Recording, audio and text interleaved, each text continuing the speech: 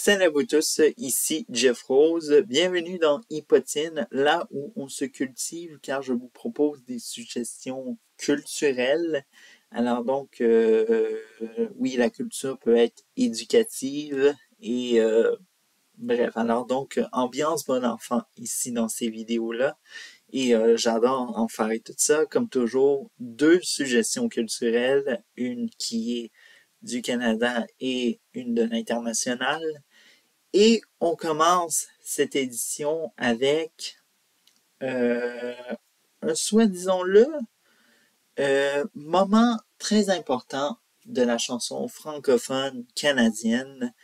Et d'ailleurs, le gala le plus important qui soit au Canada pour la chanson d'expression française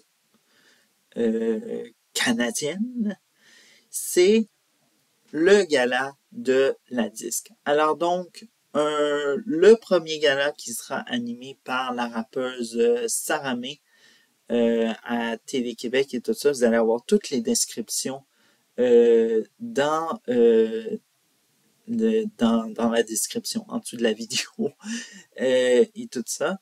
Et dimanche qui s'en vient, c'est le gala principal de la disque.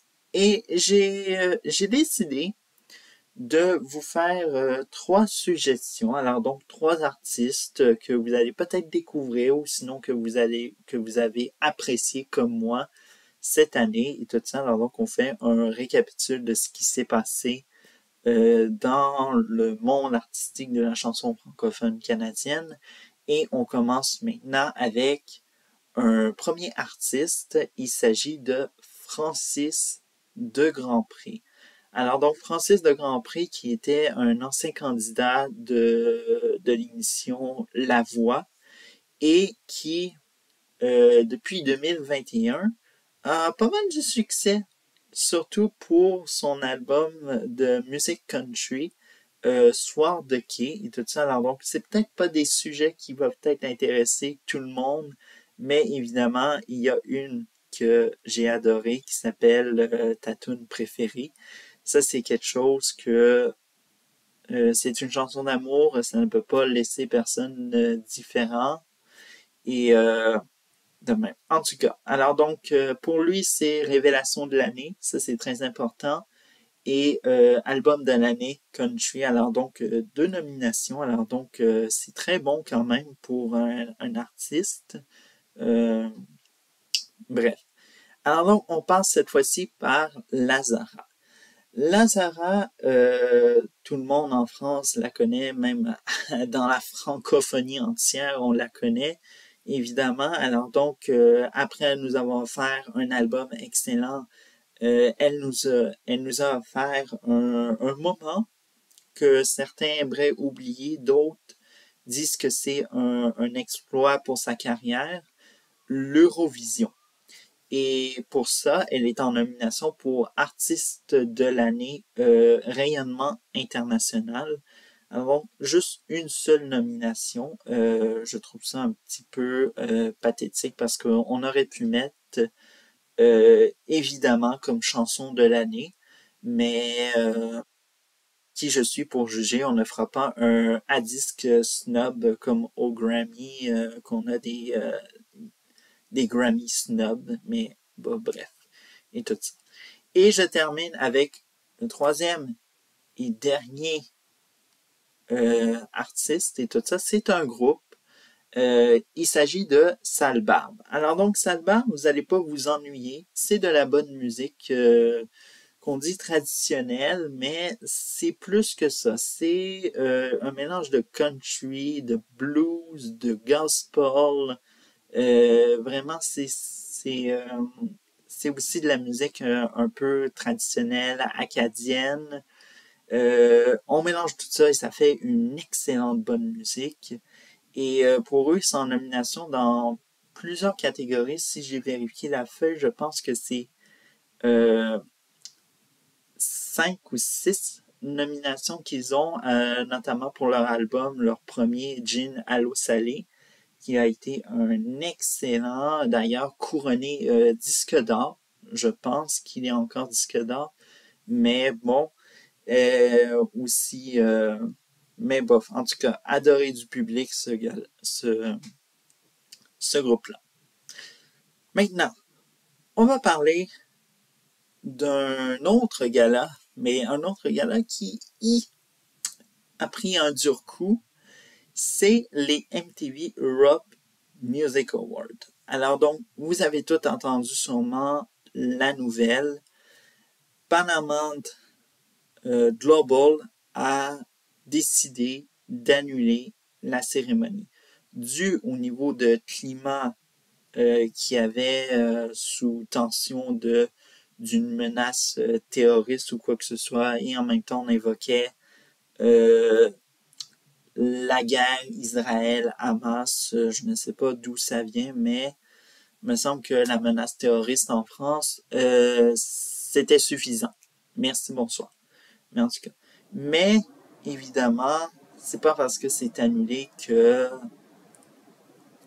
il n'y a pas de prix remis et tout ça. Et ils ont expliqué dans le communiqué qu'il va y avoir une date ultérieure pour remettre les prix. Et d'ailleurs, je peux vous dire, on a une belle délégation canadienne qui vont se produire. D'ailleurs, j'en ai choisi 3 et tout ça. Alors donc, c'est des nouveaux et tout ça. Alors donc, on va parler premièrement de Lawrence Spencer Smith qui a enregistré son tout premier album studio cette année et qui contient Finger Crossed, sa chanson vraiment qui est vraiment un hit et tout ça. On a aussi la formation féminine de Beaches. Alors donc, de Beaches, qui est comme le quartier torontois. Alors donc, évidemment, c'est à découvrir, évidemment, cette formation rock féminine même. Et, évidemment, une qui fait sûrement ses premiers pas dans un gala international, Charlotte Gardin, qu'on connaît tous, notamment du côté francophone, surtout avec La Voix, mais évidemment, qui commence à se faire connaître à travers le Canada, et évidemment, il est temps de se faire connaître à l'international, surtout grâce à ce gros coup de MTV Europe Music Award. Je suis sûr que tout le monde va retenir son nom et tout ça. Qui le sait, peut-être qu'elle va remporter le prix meilleur artiste canadien. Et tout ça. Bof.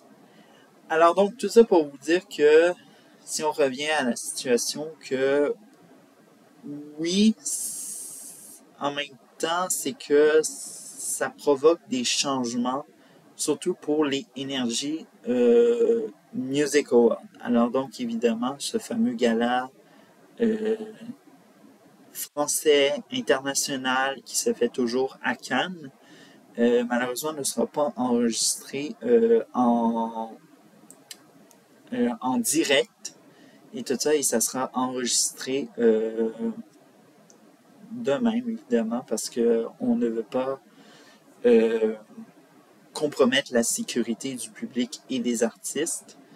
Et aussi, je tiens à vous dire que l'année 2023 pour les énergies Music Awards, c'est pas vraiment leur bonne année. Alors donc, on a eu l'animateur Nico Alias qui s'est blessé et tout ça. Alors donc, on a dû trouver une autre personne. Ça, c'est quelque chose qui est fait, mais évidemment, c'est l'ambiance qui va être un petit peu de même. Mais qu'est-ce que vous voulez?